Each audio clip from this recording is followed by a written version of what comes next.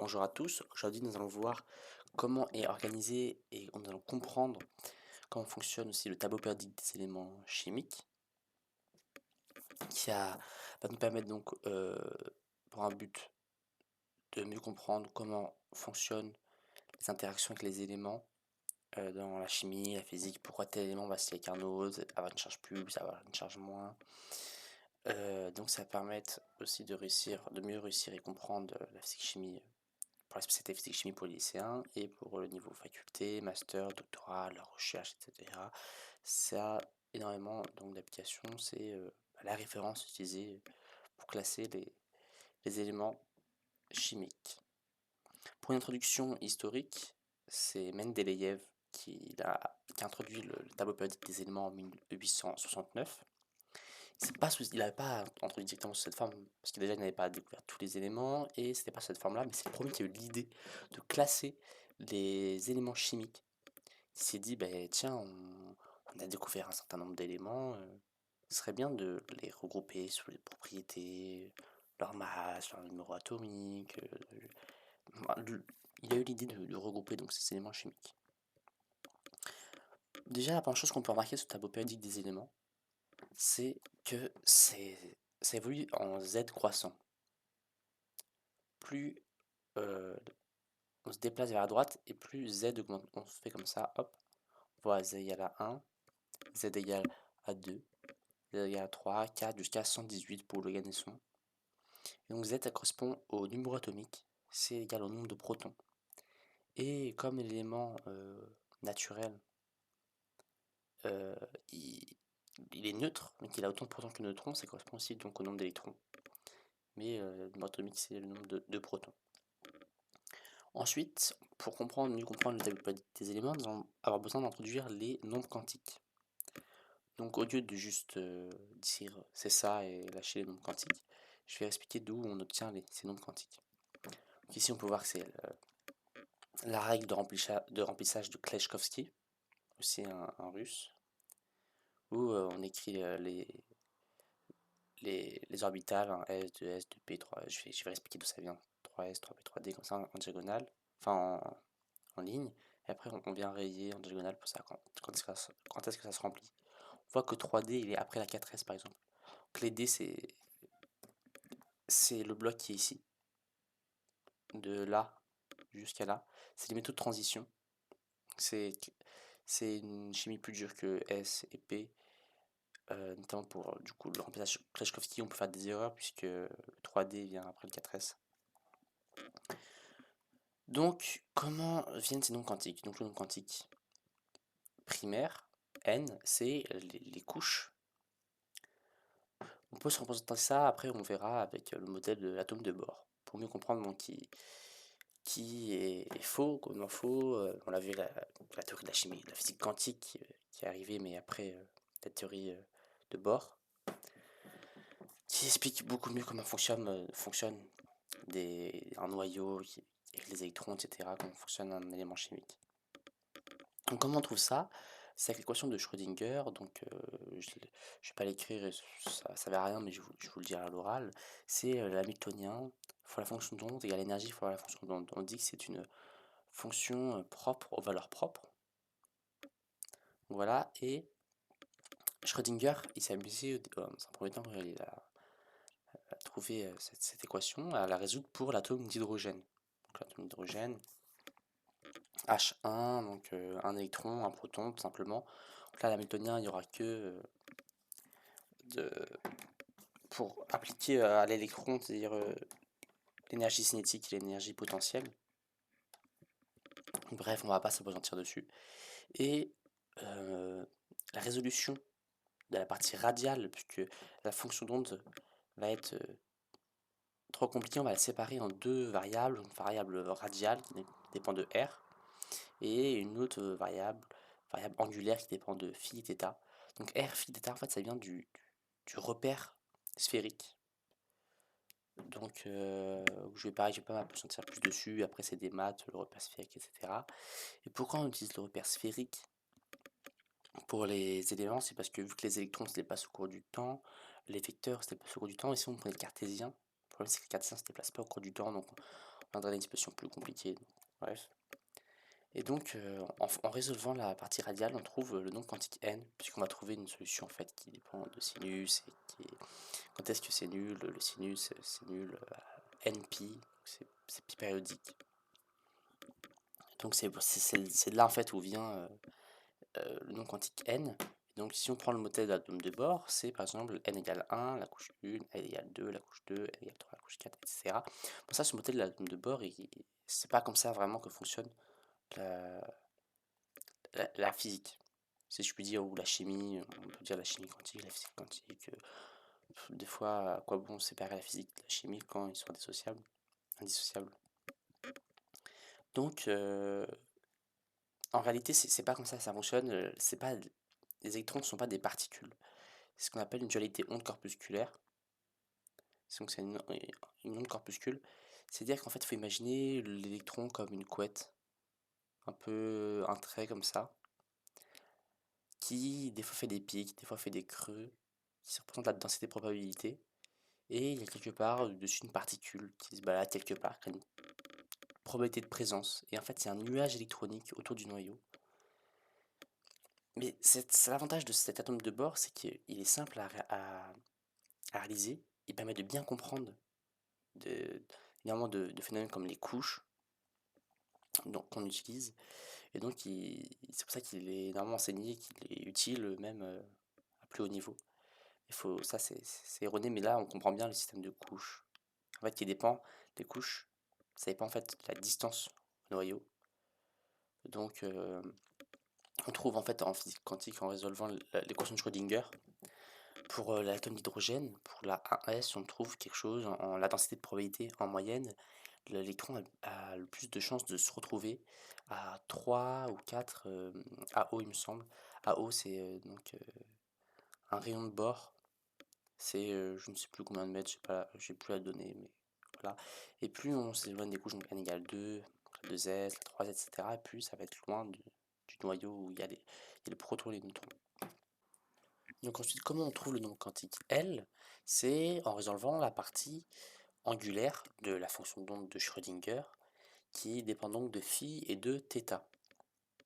En résolvant cette équation de Schrödinger, on tombe sur deux nombres quantiques, L et ML, qui sont liés les uns les autres, et qui, donc, L est aussi lié à N, et donc, ils sont tous liés les uns aux autres.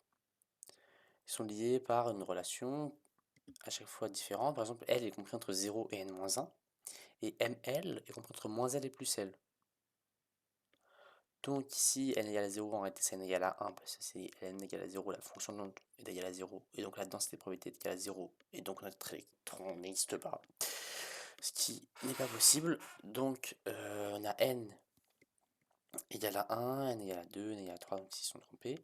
Ici on a n égale à 1, L est compris entre 0 et n qui vaut 1 moins 1, 0, donc il faut forcément 0. C'est pour ça qu'il n'y a que la 1s de possible, il n'y a pas la 1p, c'est pas possible, là. Ni la 1D, ni la 1F. Et donc, L égale à 0, ça correspond au nombre quantique azimutal, dit aussi secondaire. S, c'est le nombre quantique principal, secondaire ou azimutal. Et après, on a le nombre quantique tertiaire, ML. Donc, si n égale à 2, L est compris entre 0 et n-1, donc L est compris entre 0 et 2-1, 1. Donc, entre L égale à 0, S, et L est égal à 1, donc on va dire que c'est l'orbital P.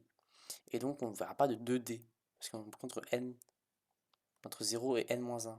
Donc quand n est égal à 2, c'est entre 0 et 1. Donc ça ne peut pas être L égale à 2, etc. Donc voilà, ensuite ML, c'est le nombre quantique tertiaire, c'est l'orientation des sous-couches. Puisqu'en fait, pour un S, il n'y a pas d'orientation, vu que c'est une sphère, donc c'est la même chose dans toutes les directions de l'espace, qu'on va dans X, dans Y ou selon Z. C'est partout, pareil. Ici, si on fait un repère cartésien, donc ici c'est 2px, donc c'est-à-dire qu'ils ont dû mettre x comme ça, je sais pas, z comme ça, et ben c'est orienté selon l'axe x, parce que c'est le nom de l'axe x, donc ça c'est le nom quantique ml, px, py, pz, etc. Voilà. Et après on aura la même chose pour les 3D, donc 3dx de mon y2, donc ça c'est le long de l'axe x et y, x, z c'est entre les axes x et z, etc. Donc là on a défini tous les nombres quantiques, le nombre quantique principal, le nombre quantique secondaire, le nombre quantique tertiaire.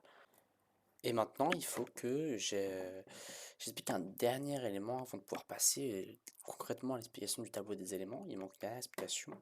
C'est la règle de Hund et l'exclusion de Pauli. Pour les nombres quantiques, j'ai pris cette image parce qu'on peut voir les deux. Donc déjà, la règle de Hund, on dit la règle de Hund, mais en fait il y en a trois, mais on utilise principalement que la première. Elle nous dit que l'énergie la plus stable des électrons, l'état quantique des électrons, c'est quand la somme totale des spins est maximale. Donc le spin vaut soit plus 1,5, soit moins 1,5. Donc plus 1,5 quand la flèche est vers le haut, soit moins 1,5 quand la flèche va vers le bas. D'accord? Et donc, c'est-à-dire que quand on va remplir, par exemple, on va avoir 2p3, on va mettre d'abord les trois flèches vers le haut. D'accord? On va mettre une vers le haut, hop, une autre vers le bas. Et on va pas mettre une en haut, une en bas et une en haut. Et une autre case vide, non, mais trois vers le haut, 2p3. Donc ça, c'est la règle de Hund. Ensuite, l'exclusion de Pauli, il nous dit quoi? Il nous dit que deux électrons ne peuvent pas avoir le même état quantique. Tous les électrons ont des états quantiques différents. Parce qu'en fait, que ça représente les cases quantiques, là, c'est des états quantiques. Par exemple, un S2 comme ça, avec les flèches, si on prend juste la flèche là du 1S2, c'est donc l'électron qui a pour nombre quantique n est égal à 1, L est égal à 0, S, et qui a un nombre quantique de spin plus 1,5. D'accord? Et celui-là, c'est tout pareil, n égale 1, L égale à 0, et le nombre quantique de spin, donc ms, ça c'est le quatrième nombre quantique, on l'a pas dit, tout à l'heure, c'est moins 1,5.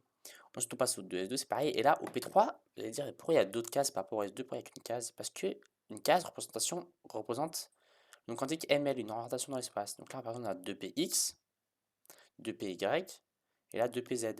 On enseigne lequel est 2px, 2py, 2pz. J'ai dit, c'est arbitraire. C'est-à-dire, ça leur peut être 2py, ça 2px, 2pz. En réalité, on ne peut pas savoir théoriquement. Donc, par exemple, cet électron-là, qui a la flèche vers le haut, il a un nombre quantique n égale à 2, l égale à 1, vu que c'est p. ml, on va dire que cette carte quantique c'est x, ml égale à 2px, et ms égale à plus 1,5. Ça, c'est tout pareil, mais avec moins 1,5. Donc, Pauline nous dit que deux électrons donc, ne peuvent pas avoir le même état quantique. C'est-à-dire que quand on met une flèche vers le haut, on est obligé de mettre une deuxième flèche vers le bas. On pourrait dire pourquoi on met pas une deuxième flèche vers le haut. Mais c'est une flèche vers le haut et vers le bas, parce que dans la même couche, dans la même sous-couche, dans la même orientation de la sous-couche, on ne peut pas avoir deux fois ms égale la même chose, sinon on aurait deux états quantiques différents. Pour le différencier, il est obligé d'avoir un spin différent. Donc c'est ça l'orientation, c'est ça l'exclusion de Pauli. Ça permet de savoir comment on remplit nos états quantiques, nos cases quantiques avec nos électrons. Donc voilà, c'est que les S c'est une case quantique, 1s2, 2s2, 2p, 2p6 maximum, et du coup c'est deux électrons par case, un vers le haut, un vers le bas. On commence par tous les remplir vers le haut, et après on rajoute des flèches vers le bas. Donc voilà, ça a des propriétés, les spins des électrons, c'est lié au magnétisme, donc aux matériaux diamagnétiques et paramagnétiques. Donc diamagnétique, c'est quand ça tous ces électrons appariés, c'est-à-dire qu'ils ont tous un électron vers le haut et une flèche vers le haut et une flèche vers le bas. Ça va être diamagnétique, c'est-à-dire ça va être très peu attiré par les aimants. Et le paramagnétisme, c'est par exemple celui-là. 1s2, 2s2, 2p4. Donc par exemple 2p4, ici ça serait 1, 2, 3, 4, ça serait l'oxygène. Ici l'oxygène. D'accord? Il aurait deux flèches vers le haut, c'est-à-dire qu'il y a deux électrons qui ne sont pas pariés, donc il est paramagnétique. C'est-à-dire que c'est un élément qui est attiré par les aimants. C'est ça, magnétisme, paramagnétisme. C'est lié donc au spin. Il faut qu'il y ait un spin total, donc la somme de tous les flèches, donc des spins de chaque état quantique, différents de 0. Donc voilà. Et c'est ça après en physique, en magnétostatique, en magnéto, on voit les ferromagnétiques. Par exemple, c'est des propriétés des diamagnétismes et des paramagnétiques. On voit les supraconducteurs, qui sont dans les paramagnétiques. Ça repousse les champs magnétiques et donc on fait léviter. C'est comme ça fonctionne le train au Japon là, en lévitation. En fait, c'est des supraconducteurs. Ils repoussent les, les champs magnétiques, ce qui fait qu'on peut faire léviter des éléments. Mais ce qui est dur, c'est que pour le supraconducteur, c'est à très basse température, donc c'est très dur à conserver comme ça. Mais donc ça peut avoir des propriétés en physique, effectivement, le diamagnétisme, paramagnétisme. Et je l'ai dit, j'ai dit que il y avait pas mal d'éléments, donc rien qu'en voyant ça, on peut pas se dire, bon, tiens, il y a des nombres quantiques. On se dit, tiens, voilà, il y a des nombres quantiques, N, L, S, tout ça, P. Il y a, donc ça c'est pour expliquer les sous-couches, il y a des orientations des sous-couches, il y a les états quantiques, etc. Mais tout ça déjà on le retrouve. Donc déjà il y a le diamagnétisme, le paramagnétisme, etc. Ça fait déjà quelques propriétés. Et maintenant on va pouvoir s'attaquer complètement au tableau périodique des éléments. Donc c'est parti, on va s'attaquer à l'explication du tableau périodique des éléments.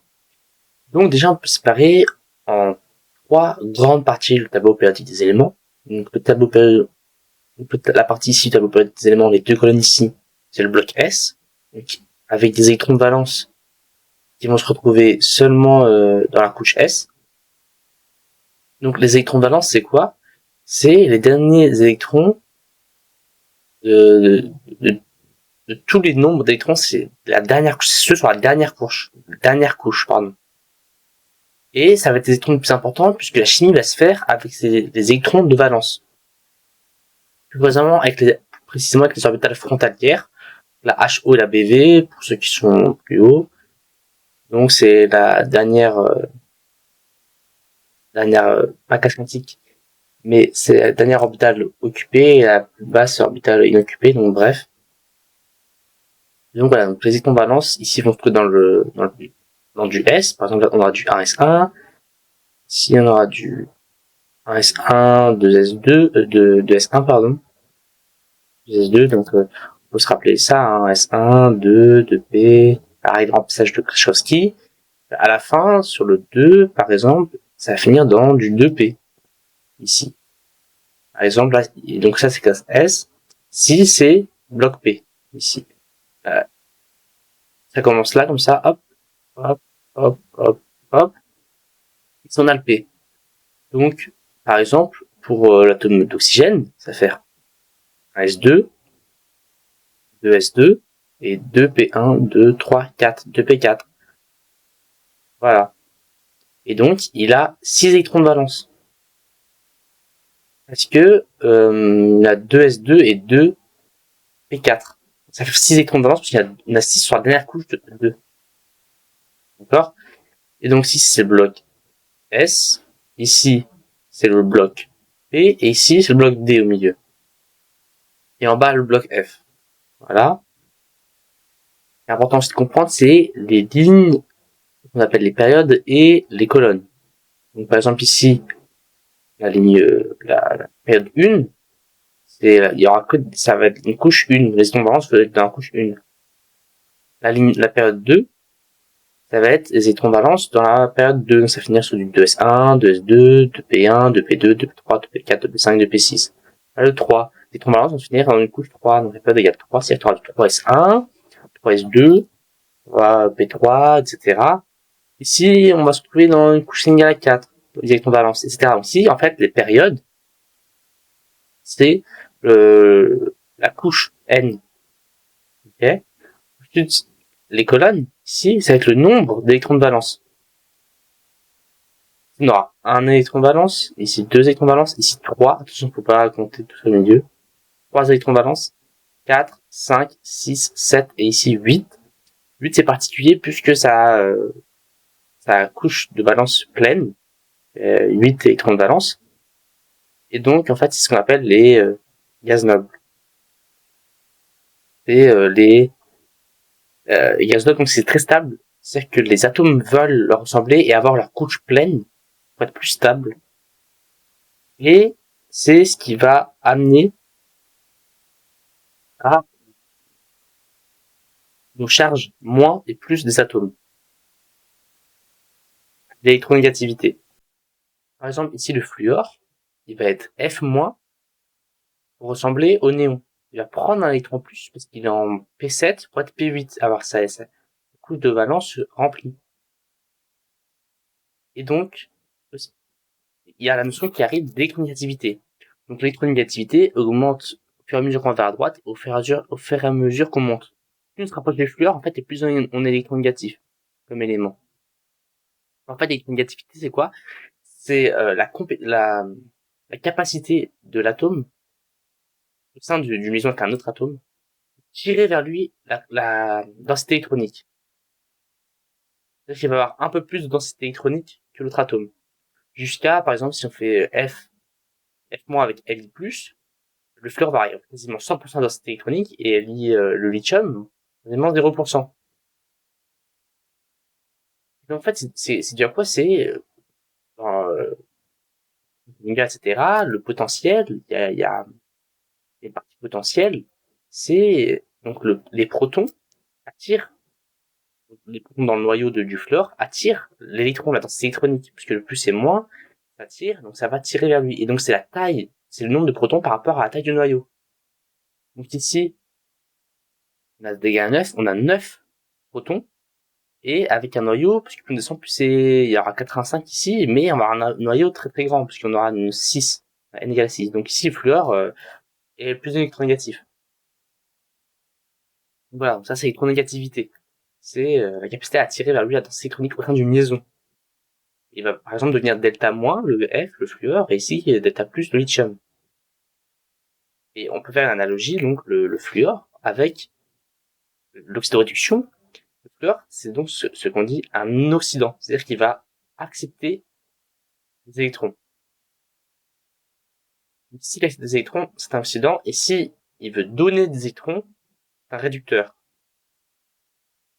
Par exemple, toutes les méthodes de réduction s'oxydent, sont donc des réducteurs. Les réducteurs s'oxydent et les oxydants se réduisent. Donc le fluor, il va accepter, ici on a plutôt de ce côté-là les oxydants, et plutôt de ce côté-là les réducteurs. D'accord? De ce côté-là réducteur, de ce côté-là oxydant. Et on va aussi introduire en même temps, avec la notion de oxydant, de réducteur, le nombre d'oxydations, maximum et minimum. Par exemple, pour tout ce qui est ici, cette rangée-là, ça va être plus 1, le nombre d'oxydations maximum. Ici, plus 2. Donc, 1 et 2, hop, ils vont ressembler au gaz noble. Par exemple, Mg, Mg+, Mg2+, hop, on arrive à la relation de néon. Donc, il va perdre 2 électrons. Donc, ici, voilà, le D, je vais à chaque fois pas y venir, je vais rester sur S et le P parce que le D, c'est un peu plus complexe que ça. Mais donc, ici, le fluor, ça va être F-. Le Cl, ça va être Cl-. D'accord? Br, ça va être Br-, I, ça va être I-. Ils vont accepter pour ressembler, ils vont prendre le -1, donc ça va être -1. Mais, par exemple, on peut prendre le phosphore, il peut être plus comme il peut être moins. Par exemple, si c'est le phosphore avec du Cl, c'est pas 4 phosphores avec du Cl, bah, il va être plus. Donc, il peut être plus et moins. C'est-à-dire qu'il peut être au maximum -1, -2, -3, et +1, +2, +3, +4, +5. Le phosphore peut être -3 et +5 en nombre d'oxydation. D'accord? On va voir après comment trouver le nombre d'oxydation dans des cas concrets. Par exemple, on prend l'exemple de l'oxygène, peut-être -1, -2, mais il peut être aussi +1, +2, +3, +4, +5, +6. Voilà. Donc ça, c'est le nombre d'oxydation. Aussi, pour se repérer donc dans le tableau de période des éléments, il y a des noms pour chaque colonne. D'accord? Ici, c'est les alcalins, colonne de l'hydrogène. Ici, c'est les alcalinotéreux, colonne du beryllium. Ici, c'est les gaz nobles. ici les halogènes, et ici les chalcogènes. Ensuite, là, il y a la colonne de l'azote, la colonne du carbone, la colonne du bore. Il n'y a pas de nom. Aussi, ce qui peut être bien expliqué pour ceux qui font de la chimie, donc aussi appliquer la chimie en physique et la physique en chimie, ça peut être les conducteurs. Donc normalement, ici, on l'a pas sur ce tableau périodique des éléments, mais il y a un escalier par ici. Comme ça, je sais pas si c'est là ou là, précisément. Mais on a un escalier qui sépare les conducteurs des semi-conducteurs. Des non-conducteurs, pardon. Les conducteurs ici, les conducteurs par là. À gauche de l'escalier, c'est les conducteurs, à droite de l'escalier, c'est les non-conducteurs. Et au bord de l'escalier, ce qu'on appelle les semi-conducteurs. Donc les conducteurs, ils conduisent le courant. Les non-conducteurs, le conduisent pas. Les semi-conducteurs peuvent conduire le courant si on apporte de l'énergie. Donc on va chauffer. Alors, on va apporter de l'énergie thermique. C'est dû aux bandes de valence qui sont collées pour les conducteurs, qui sont très éloignées pour les non-conducteurs, pour les semi-conducteurs qui sont un peu proches, donc il faut fournir un tout petit peu d'énergie pour pouvoir amener le semi-conducteur à conduire le courant. Voilà. On peut voir aussi les types de solides. Par exemple, si on prend Cl et Na, donc NaCl, chlorure de sodium, le sel, c'est ce qu'on appelle un solide ionique. Et quand on a quelque chose de très électronégatif et quelque chose de pas électronégatif, on va avoir des solides ioniques. Si des choses comme ça, des choses là, ça va donner des solides ioniques. Après, si on prend, par exemple, le CO2, des choses ici ensemble un peu électronégatifs, proches l'une de l'autre. Les solides ioniques, ils étaient très éloignés. Ici, proches de l'autre, ça donnait des solides moléculaires. Et quand on a quelque chose un peu éloigné, au milieu, par exemple, SiO2, voilà, on va avoir des solides ionocovalents. Et après, on arrive dans la chimie inorganique, avec les cristaux, etc. Voilà. C'est ce qu'on peut voir. Ensuite, on peut voir, c'est indirectement, c'est VSEPR. La méthode VSEPR, c'est pour voir la géométrie des molécules. Je vais pas rentrer en détail puisqu'on a une explication de tableau périodique des éléments, je vais pas refaire toute la chimie, mais par exemple, on voit l'azote, il y a 5 euh, électrons de valence, donc il va y avoir un doublé non liant et 3 électrons, qui vont pouvoir se lier, et on met avec 3 H.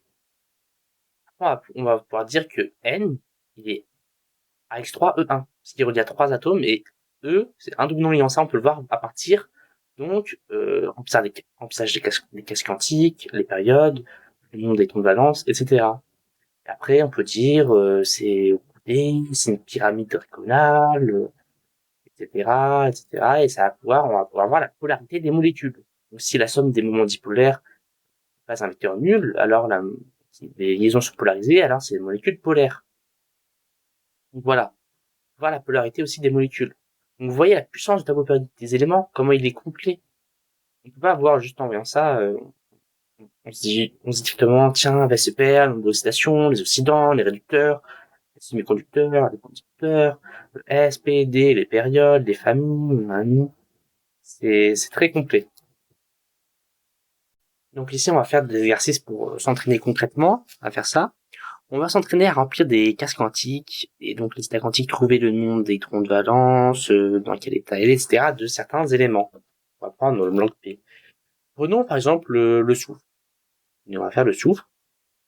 On va voir que le soufre est à la période 3 et qu'il a 6 électrons de valence. Le soufre, avec case quantique, déjà on dit le soufre. Désolé si pour mon niveau de dessin. La souris c'est pas forcément très simple. Donc là, hop, un petit pic, hein. Le soufre, il est à la période 3, donc ici c'est la 3S. Ici, c'est la 3P. Il a 1, 2 électrons de valence, 3, n'oublie pas la règle de Hund, 4, 5 et 6 électrons de valence. Donc on voit que le soufre, il a un doublé non liant, 2 doublés non liants, et 2 électrons célibataires. Voilà. Il va pouvoir se lier par exemple avec S2, H. Je sais rien. SH2, pardon. On voit donc ça explique d'où viennent les doubles non liants, les électrons célibataires, etc. Et donc, en fait, on voit que c'est comme l'oxygène. L'oxygène, on sait tout ce qui s'écrit comme ça. Bah, ça va être la même chose. Tous les éléments en dessous, ça va être comme ça. Donc ici, bon, il y aura à partir de là, il y aura des électrons dans le bloc D. Et, ça va être juste là, ça va être la même configuration, sauf que là, ça va être dans la couche 2. Et si ça va être dans la couche 3, donc ça va être des orbitales plus loin du noyau. Mais ils auront à peu près la même énergie, puisque cette convalence, c'est à peu près la même énergie. C'est pour ça qu'ils réagissent. C'est ça qui compte, il y a que ça qui réagit. Il faut qu'il y ait à peu près une différence d'électronégativité, d'énergie de près 16 électronvolts pour que ça réagisse avec la HO, la BV, etc. C'est pour ça que les électrons de cœur, eux, ne réagissent pas. Donc, les électrons de cœur, c'est avant les convalences, parce qu'ils sont trop près du noyau, ils sont trop pas en énergie, ils sont trop stables. Ils vont pas réagir. Voilà ce qu'on peut faire. On peut se faire un autre, on peut faire, par exemple, le fluor. Le fluor, on va faire le fluor. Tac. Fluor. Donc, fluor. Paf, paf, paf, paf. Déjà, on se dans le bloc P, donc il y aura du S, il y aura du P. Ensuite, c'est la couche 2, donc la 2S. Ça peut être 2, je veux dire. La 2P. Donc, il a un électron de valence, 2 électrons de valence, 3 électrons de valence, 4 électrons de valence, 5 électrons de valence, 7 électrons de valence, 6 électrons de valence, 7 électrons de valence. Donc, le fluor, il a un doublé non liant, 2 doublés non liants, 3 doublés non liants et un électron célibataire. Et il va par exemple faire F, N, A, N+, F-, voilà. Donc ici, on aura vu, hop, comment trouver les chroniques des atomes. Et on peut exprimer ça d'une manière, quand c'est par exemple, je sais pas, le césium, vous allez dire, mais c'est super long de faire 1s1, 2s2, après tout ça, 1s1, 2s2, 2p3, 3s2, 3p3, 3d, 3d, 3d10, 4, nanana. J'étais arrivé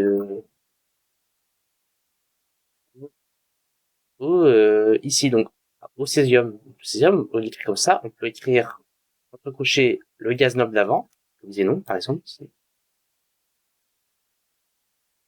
xénon. Et après, césium, donc c'est 6s1. Là, ce que j'écris, ça correspond au césium. Ça, c'est césium. En fait, dans XE, ça contient toute la configuration du xénon, donc S1, 2S2, là, dedans, ça correspond à un S2, 2S2, 2P6, etc., voilà, 3S2, ça continue, voilà. Donc, au lieu de tout réécrire, on va le mettre comme ça. On aura du 6S1. C'est juste notre atome. Si on aurait voulu l'écrire barium, on a mis 6S2. C'est donc 6S2. Si on aurait voulu écrire le hafnium, là, il y aura des couches F, donc 2, donc c'est compliqué, mais bon, bref. Le césium, barium, et du P, du D, pardon, si c'est D. Et par exemple, 6, non, ça va être 5D avant le 6. S, 6P, 6D. Donc voilà. Je pense que ça va pas aider. Donc, voilà. Après, ce qu'on peut expliquer, c'est aussi le nombre d'oxydations. Comment on détermine le nombre d'oxydations dans des molécules. On va prendre NH3.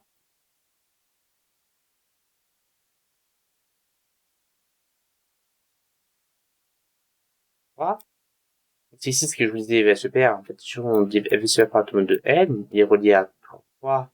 Donc A, atome, A. X, donc là, il y a 3, il est relié à 3. N avec 3, E1, il a un double nominant. E1. Voilà. Et après, à partir de ça, on apprend à déterminer, voilà, c'est quoi comme figure géométrique? En fait, ça va se mettre en minimiser les répulsions. Ce qui fait que là, ça va faire un tétraèdre, il me semble. Donc, bref. Et donc, pour déterminer le nombre d'oxydation, on regarde quel atome est le plus électronégatif. Donc ici, c'est l'azote. On regarde, hop, l'azote, il est proche du fluor. Donc le H, donc négativité en vrai, il est entre le bore et le carbone, il me semble. Mais voilà, c'est quand même en mettant H ici, l'atome d'azote est plus proche du fluor. C'est plus électronégatif. Ce qui fait qu'il va attirer vers lui, la lésion va être polarisée, et c'est l'électron qui va être à moins, voilà.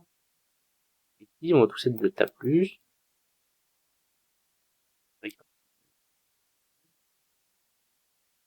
Voilà. Et ici, donc, on compte le nombre d'électrons arrivant d'une liaison. Donc ici, il y a 1, 2, 3. Donc, il va être moins 3. On gagne un électron. Bien sûr, c'est négatif. Ici, on compte le nombre d'électrons partant. 1, plus 1. 1, plus 1. 1, plus 1. Et normalement, vu que la molécule est neutre, NH3, eh bien, moins 3, plus 3, c'est neutre. Donc, c'est bon. C'est bien vérifié. On peut penser aussi de manière comme ça. N, comme si il prenait tous les électrons. Donc, de base, il a un électron sur la Terre, un électron sur la Terre. Il va se relier 40 électrons sur la Terre, un électron sur la Terre, un électron sur la Terre. Il va prendre l'électron. Ça va faire une paire, une paire, une paire. Le H, il va se trouver avec rien. Le H avec rien. Le H avec rien. Donc ici, il a 1, 2, 3, 4, 5 électrons de valence. Et ici, il a 5, 6, 7, 8. Donc 5 moins 8, moins 3. Ce qu'il y avait initialement, moins ce qui est maintenant, ça donne le nombre d'oxydation. Quand il a pris tous les électrons. Ensuite, l'hydrogène, c'est pareil. À la base, il y en a 1, il y en a 0. 1 moins 0, 1. Donc un nombre d'oxydation de plus 1. C'est comme ça qu'on détermine donc le nombre d'oxydation. Voilà. Et je pense que j'ai à peu près tout dit pour le tableau périodique des éléments. J'ai peut-être pas tout dit, parce que c'est très complet, il y a pas mal de choses à dire. J'ai peut-être pas passé assez de temps sur certaines choses, j'ai pas peut-être fait des exemples, des exercices sur certaines choses. Si vous voulez que j'explique plus en détail quelque chose, ou faire des exercices, vous me dites. Et merci d'avoir pris le temps d'avoir suivi tout ça et d'avoir écouté la vidéo. À une prochaine fois.